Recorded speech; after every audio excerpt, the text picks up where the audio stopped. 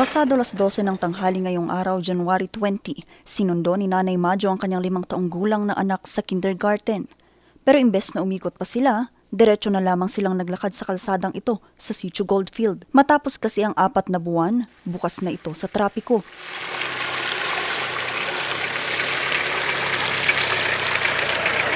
Mahirap din po kasi malayo po yung daanan. Bumababa pa po kami doon sa sa may ginawa pong tulay. Delikado din yun. Opo. Pero ngayon po na medyo na-open na po siya, although ganito yung itsura po niya, okay pa? Ayos-ayos naman po, ma'am. Wag lang po Mas malapit na. Opo.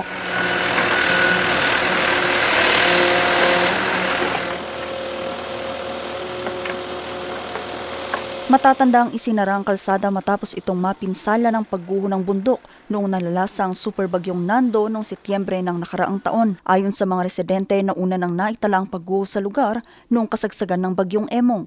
Dahil dito, kinailangan muna ng mga residente na bumiyahe ng 1 oras sa Midas, Ukab, Itogon, Benguet para makarating sa sentro ng bayan. Ilang buwan ang nakalipas matapos gumuho ang parte ng kalsadang ito sa Sitio Goldfield dito sa Barangay Poblasyon dito sa Itogon, Benguet, maaari na itong daanan hindi lamang ng mga residente kundi maging ng mga motor at maging ang mga sasakyan, pero kailangan lamang mag-ingat dahil hindi pa ito nasesemento. Tay di kalman kat nag-inmayos yakin bagi nga amin nga daga may tabon ni babana. Isu nga inbound mi mat kuat nakitinulong kami ti DFWH adamon di equipments ni munisipyo nga mainayon tapno paspas ti panakalukat na diya tapno safe ang pagdaan iti commuter kay nagiti biyahe mat lang. Di kat nga na malinisan ko maamin.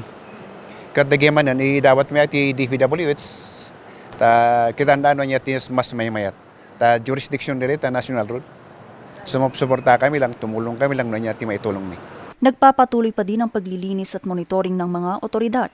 Limitado muna ang kalsada para sa mga motorsiklo, mga residente at maliliit na sasakyan. Nakatakda namang sumulat ang pamahalaang bayan sa DPWH para lagyan ng slope protection at masemento ang kalsada.